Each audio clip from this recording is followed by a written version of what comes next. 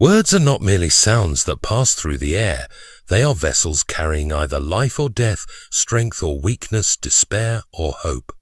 A well-chosen word can bind the wounded spirit, just as a careless one can deepen the fracture. The very foundation of existence was spoken into being, not with hands that shaped the void, but with the utterance of a divine voice. If words could bring forth light where there was none, separate the waters from the land, and summon life from dust, how much more could they sustain, heal, and restore the weary heart? The psalm that cures any disease does not do so with some secret formula of syllables, but because it holds the weight of eternal truth, a truth that does not shift with time, nor bend to the will of the suffering, but stands unmoved, awaiting those who will take refuge in it. A disease of the body can be measured, analyzed, and observed. It follows laws of decay and decline, attacking cells and systems, gradually imposing its rule over what once moved freely. But the disease of the soul is different. It does not announce itself with fever or swelling, nor can it be pinpointed on an examination table. It creeps in silently, undetected, eroding the foundations of faith, sapping the will to stand, and replacing confidence with dread. And yet, though unseen, its effects are often far more devastating than those of the body. If a man is struck down by an affliction, his limbs may fail him, but his spirit can yet remain whole.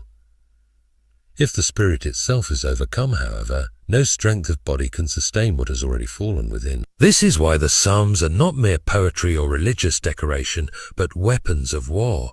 They are the declarations of a soul that has seen the storm, felt the depths of suffering, and yet found the voice to proclaim, "Even though I walk through the valley of the shadow of death, I will fear no evil." Here is the paradox. How can one walk through darkness without fear? How can one be surrounded by shadows and yet remain unshaken? It is because the psalm does not simply describe reality as it is seen by human eyes, but as it is upheld by a greater hand. The power of the words lies not in their arrangement, nor in the melody with which they are sung, but in the truth they unveil. To those who are ill, whether in body or spirit, the words of a psalm are more than comfort, they are life. They remind the suffering that they are not abandoned to their affliction, that beyond the boundaries of sight there is a presence that does not sleep, does not falter, and does not turn away. This is not the frail comfort of well-wishers, nor the shallow optimism of those who have not tasted real suffering. It is the tested assurance of one who has been crushed, yet not destroyed, who has been afflicted, yet not abandoned. It is the voice of those who have stood on the edge of despair and found not emptiness, but a shepherd who leads them through it. But words, even the truest ones, do not act by themselves. A prescription does not heal unless it is taken. The psalm, though powerful, is not an incantation to be spoken mindlessly, but a truth to be received, believed, and lived. It is not a spell that wards off disease simply by its utterance, but a foundation upon which a life is built, enabling one to stand firm when the ground beneath gives way. Many have read these words without change, just as many have sat beneath the warmth of the sun, yet remained cold within. The words must not merely be spoken, they must be absorbed. Thus the psalm that cures any disease does not do so in the way men often expect. It does not always remove the affliction, nor does it promise an end to all suffering. Instead, it infuses the afflicted with something greater than mere relief. It grants them the ability to endure, to find peace in the storm, and to stand where they would have otherwise fallen. The words, once believed, do not change the circumstances as much as they change the one who speaks them. And in this, the greatest healing is found.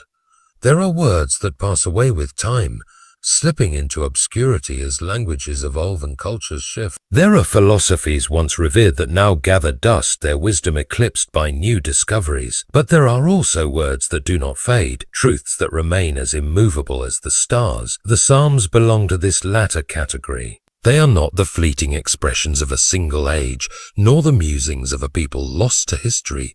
They are eternal because they are not rooted in the temporary affairs of men, but in the unchanging character of the divine. If the Psalms were merely poetic reflections of human emotion, they would have long since been forgotten, replaced by the writings of new generations.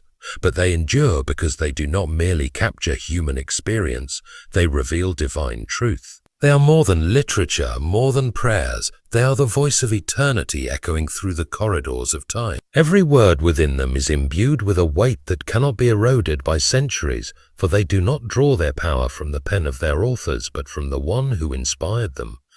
Consider for a moment the range of human emotions contained within the Psalms. They speak of joy so pure it overflows into song, of grief so deep it cannot find words. They capture the heights of faith and the depths of despair, the assurance of divine presence, and the aching silence of unanswered prayers. And yet in all these things they do not speak as mere reflections of human experience. They offer more than sympathy to the suffering soul. They offer truth that remains unchanged, whether spoken in the deserts of ancient Israel or in the sterile halls of a modern hospital. There is a reason why, in times of suffering, it is often the Psalms that people turn to.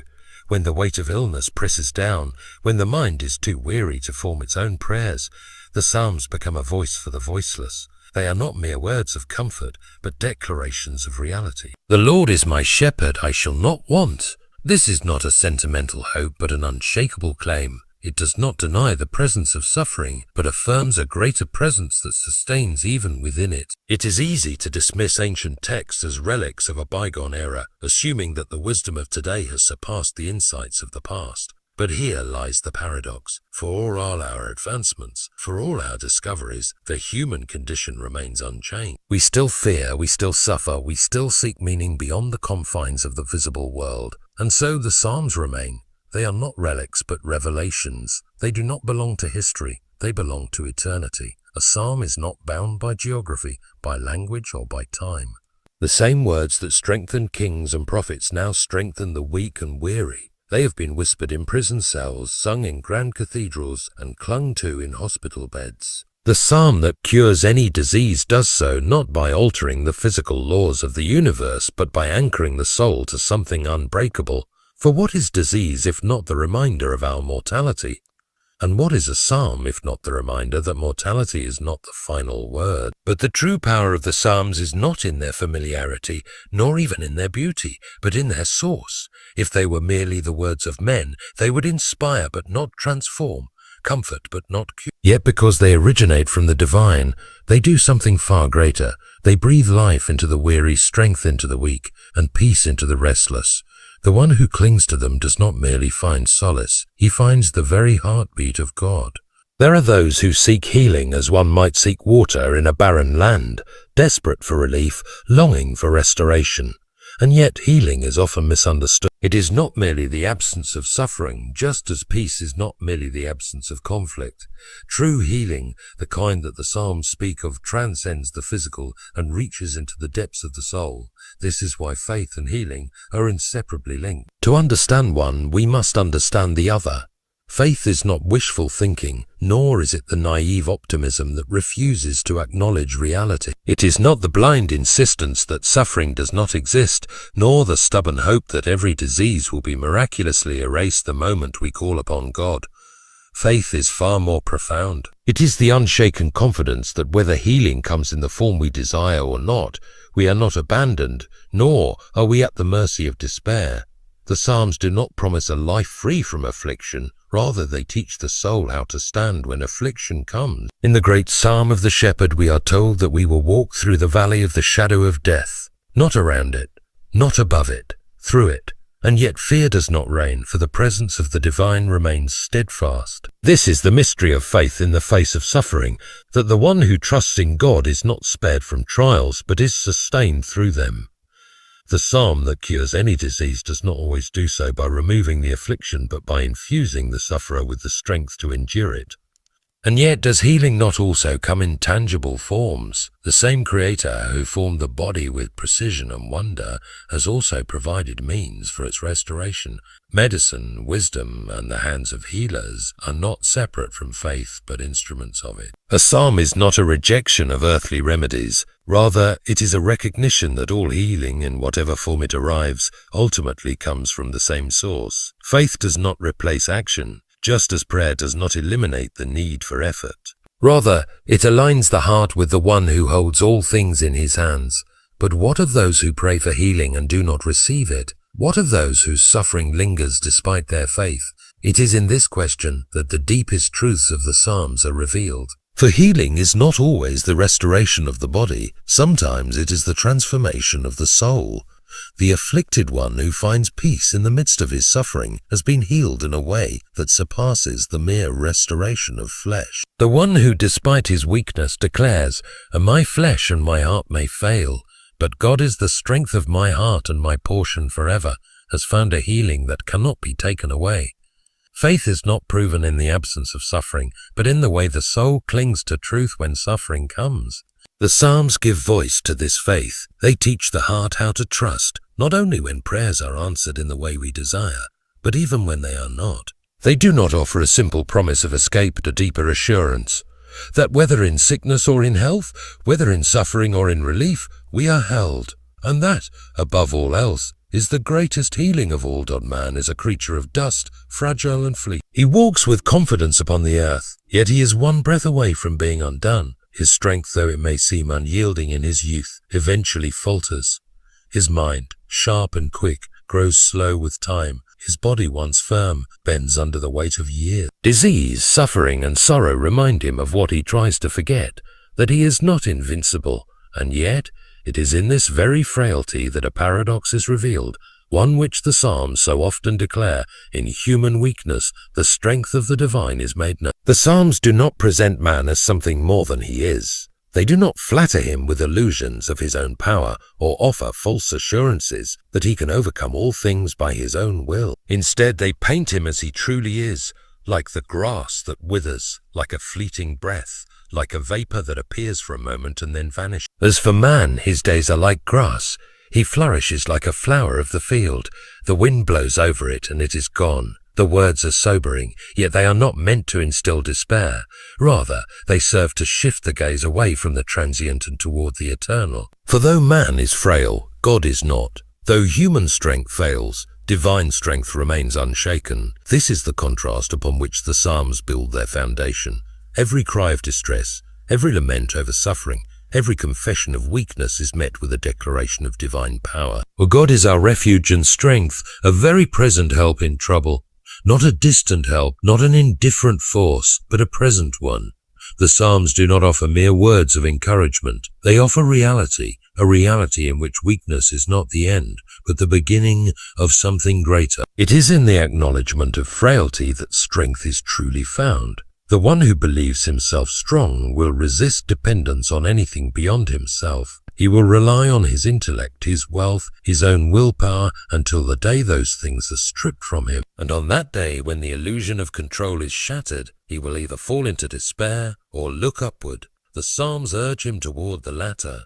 They call the weary to lay down their burden, the broken to find healing in something beyond themselves. They do not ask man to pretend he is strong. They invite him to place his weakness in the hands of the one who is. Consider the voice of the psalmist when he writes, "And my flesh and my heart may fail, but God is the strength of my heart and my portion forever." Here is the great reversal. Where man's strength ends, divine strength begins. This is why the psalm that cures any disease does not merely offer relief from suffering, but provides something far greater, the assurance that even when all earthly strength is gone, there is a power that does not fade. The psalm does not deny the reality of pain, nor does it promise that frailty will be removed entirely. Instead, it declares that frailty does not have the final word. There is a tendency in suffering to see weakness as defeat, to be ill, to be broken, to be in need. These are often viewed as failures, as signs that something has gone terribly wrong. But the Psalms reshape this perspective. They teach that human frailty is not a flaw but a doorway, an opportunity to encounter the divine in a way that strength never could. A man who has never known weakness may never know true dependence, and a man who has never needed help may never know the sweetness of being carried. This is why the Psalms, in all their raw honesty, never leave the reader in despair.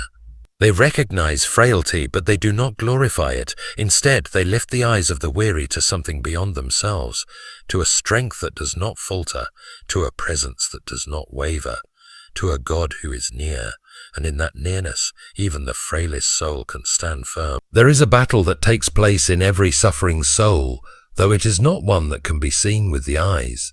It does not rage with swords or armies, nor is it fought upon earthly field. It is the quiet war between doubt and trust, a struggle that determines whether suffering will lead to despair or to faith. The Psalms capture this conflict with unflinching honesty, allowing the voice of the afflicted to cry out in both anguish and hope. They do not present faith as something that comes effortlessly, nor do they pretend that trust in God is always immediate. Instead, they reveal the inner wrestling of the heart, the moments when doubt rises, when fear whispers, and when the soul must choose whether to sink beneath the weight of suffering or to lift its eyes beyond it. Doubt is not unfamiliar to the human heart. When pain lingers, when prayers seem unanswered, when darkness does not lift, the question arises, is God truly near? Does he see? Does he care? The psalmist himself asks these questions. How long, O Lord, will you forget me forever? How long will you hide your face from me? These are not the words of a man who has never known faith. They are the words of one who has believed and yet feels the weight of silence. This is the reality of suffering. It tests, it presses, it forces the soul to confront what it truly believes. But here lies the power of the Psalms. Though they give voice to doubt, they do not end there. They do not leave the sufferer in his questioning, nor do they allow despair to have the final word. Instead, they pull the heart back to remembrance, to the truths that stand unmoved even when feelings waver. But I have trusted in your steadfast love. My heart shall rejoice in your salvation. The battle between doubt and trust is not won by the absence of struggle. It is won by the decision to believe, even when the outcome is unseen. Trust in its truest form is not merely the belief that suffering will end. It is not contingent upon circumstances improving or prayers being answered in the way one desires. True trust is the unshaken confidence that, regardless of the outcome, God is still good, still present, still sovereign. This is what the Psalms teach. Not a faith that depends on the removal of suffering, but a faith that remains even within it. Though the mountains be shaken and the hills be removed, yet my unfailing love for you will not be shaken. Here is the anchor for the suffering soul, not the promise of immediate relief, but the assurance of an unchanging love. Yet this battle is not fought in isolation. The Psalms are not merely private prayers. They are songs meant to be shared, recited, and lived in community. There is a reason why these words have been sung for generations, why they have been whispered in hospital rooms, spoken in prison cells, and clung to by those in despair. They remind the suffering that they are not alone, that their struggle is not unique, and that the same God who was faithful in the past will be faithful still.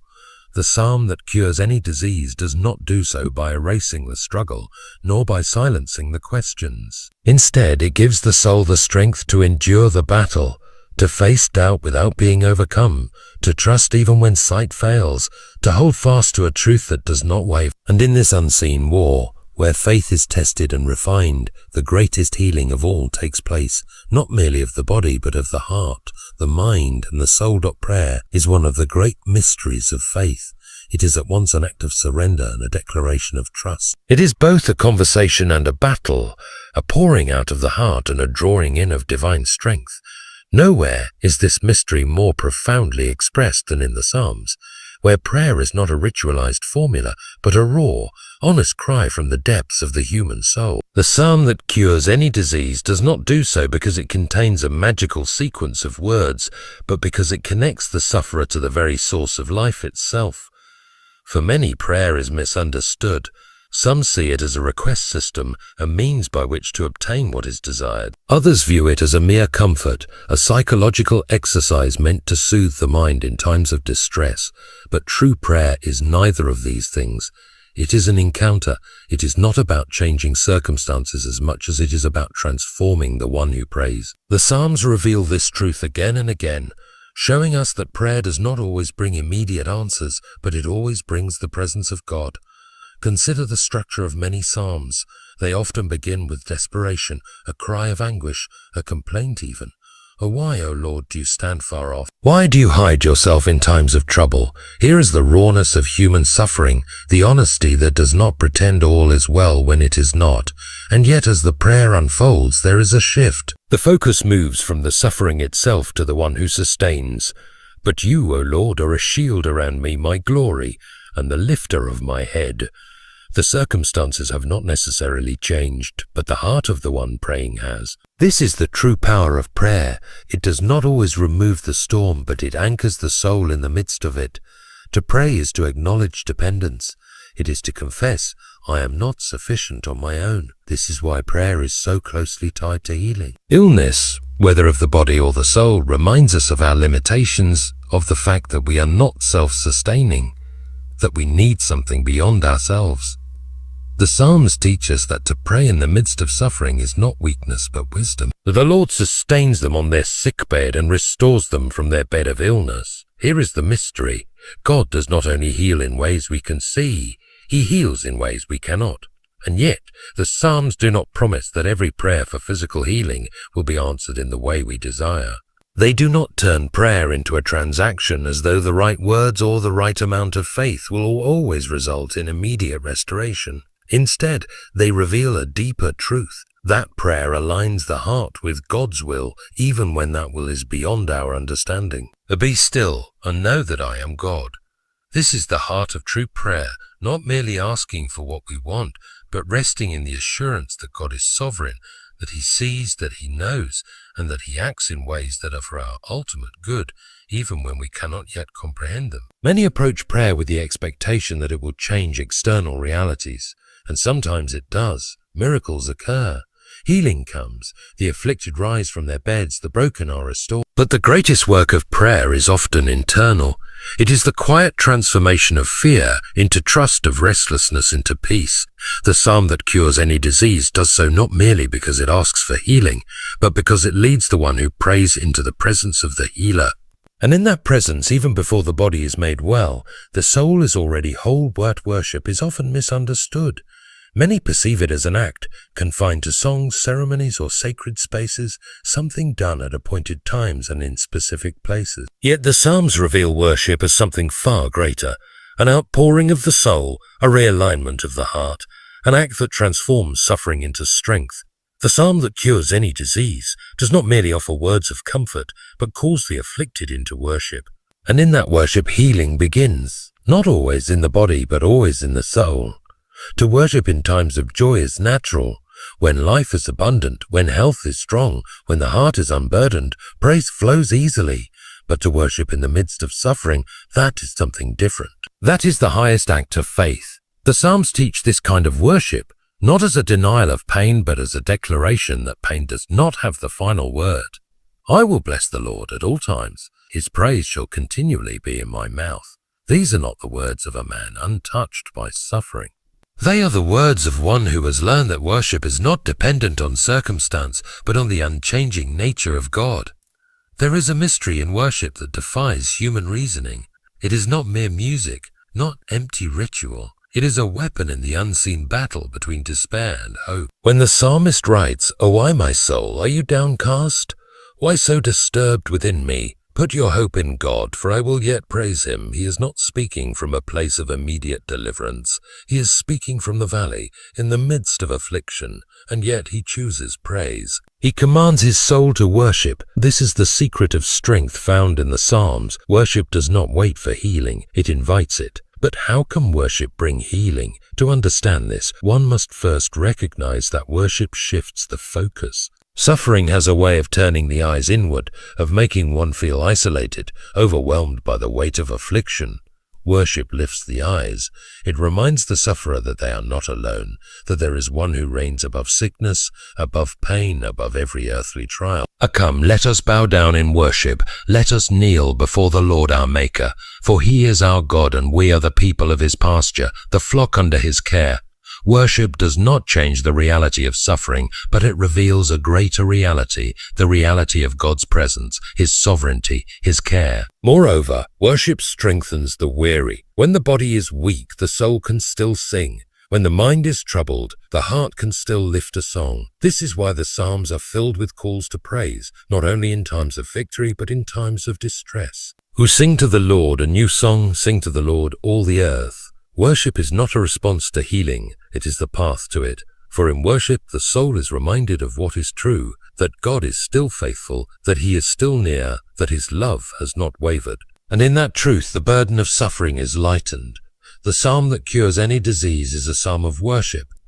Not because worship guarantees the removal of affliction, but because it anchors the heart in something stronger than affliction itself. The one who worships in suffering does not ignore pain, but neither does he bow to it. He lifts his voice not in denial, but in defiance of despair. And in that act, he finds a strength that does not fade, a peace that does not break, and a healing that goes far beyond the body. It reaches the depths of the soul. Suffering narrows the vision. It reduces the horizon, making the present affliction seem like the only reality. Pain has a way of distorting time, making days feel like years and moments of distress seem unending.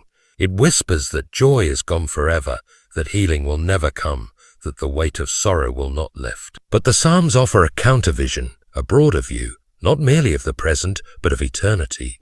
The psalm that cures any disease does not do so merely by addressing the here and now, but by lifting the sufferer's eyes beyond the temporary and into the everlasting. The Psalms are filled with reminders that human life is fleeting, that our days are alike a passing shadow. But this is not said to induce despair. Instead, it is meant to direct the heart away from the fragile and toward the permanent.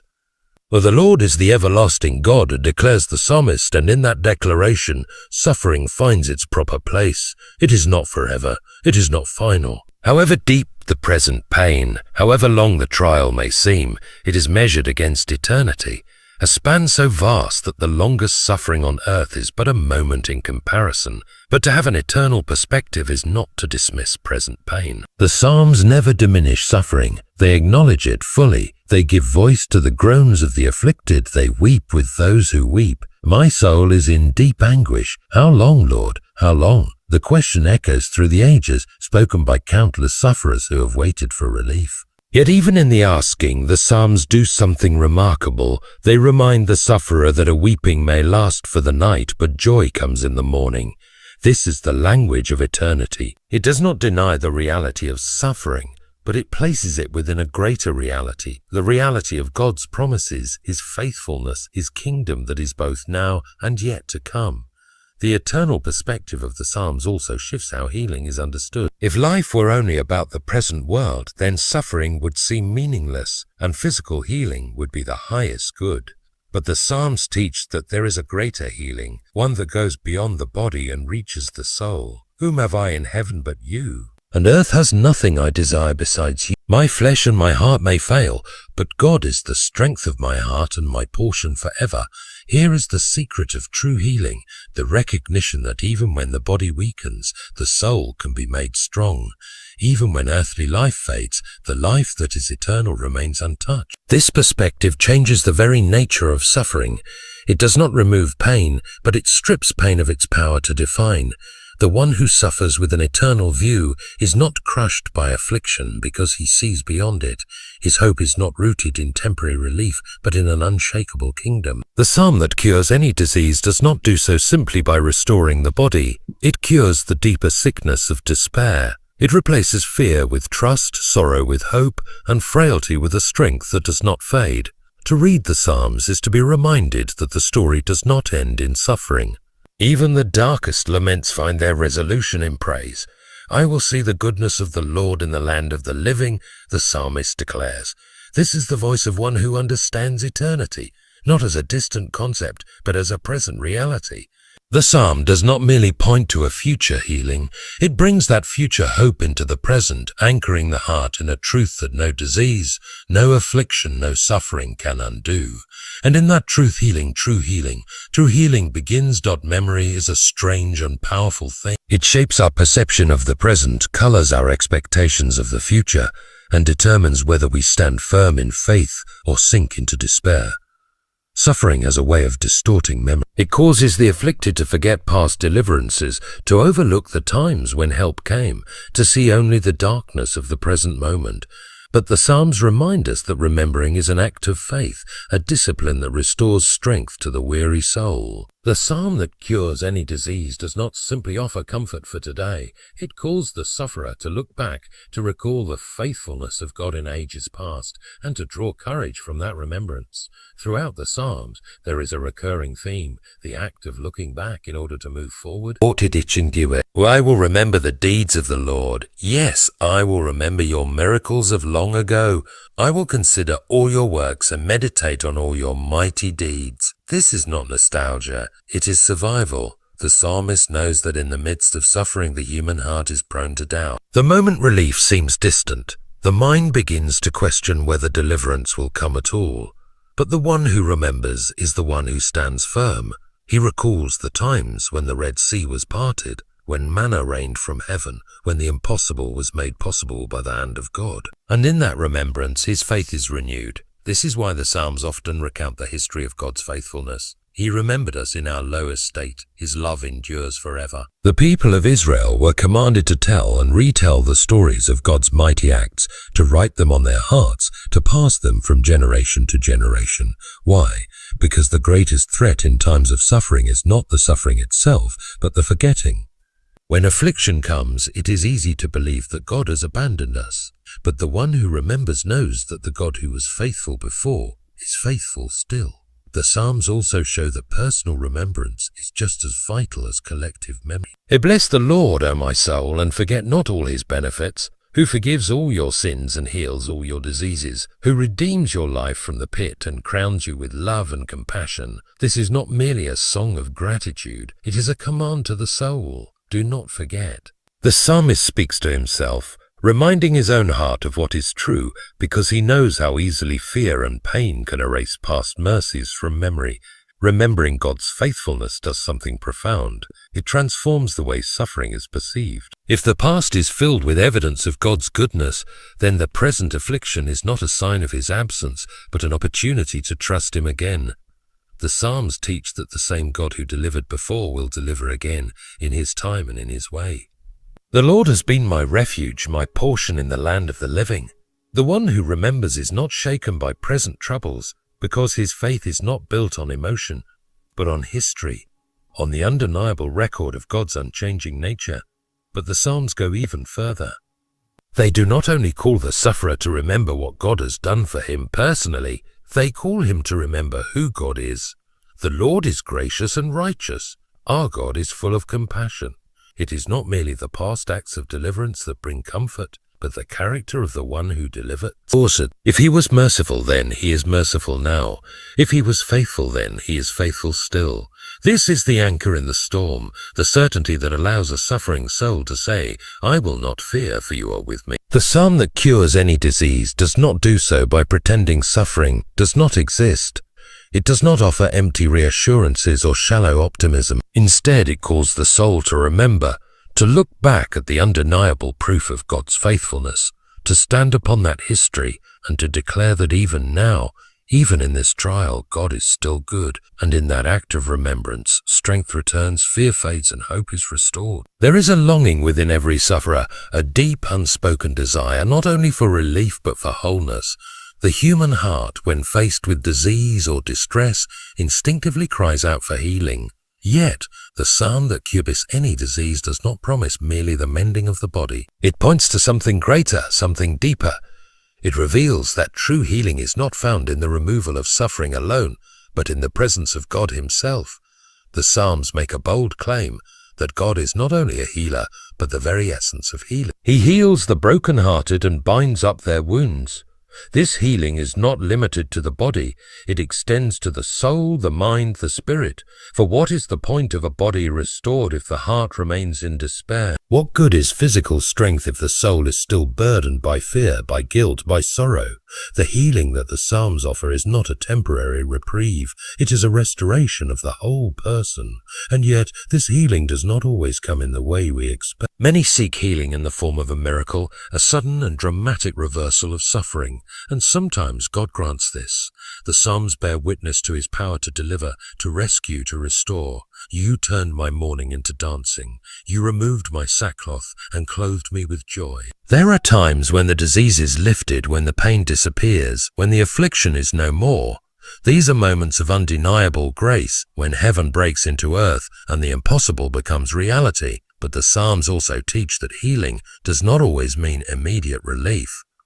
Some prayers for deliverance are not answered in the way we desire. Some afflictions linger. Some sufferings remain. Does this mean that healing has not come? The psalmist would say otherwise. And my flesh and my heart may fail, but God is the strength of my heart and my portion forever. True healing is not measured by whether suffering disappears. It is measured by whether the sufferer is made whole in the presence of God. This is the mystery of the Psalms. They teach that healing is not found in the absence of pain, but in the nearness of God. For the Lord is near to the brokenhearted and saves those who are crushed in spirit. To be near to God is to be healed in the deepest sense, for in Him there is peace that surpasses understanding. In Him there is joy that suffering cannot steal. In Him there is a strength that outlasts even the frailty of the body. And ultimately the Psalms point beyond this life. Precious in the sight of the Lord is the death of His faithful servants. This is not the statement of one who fears suffering or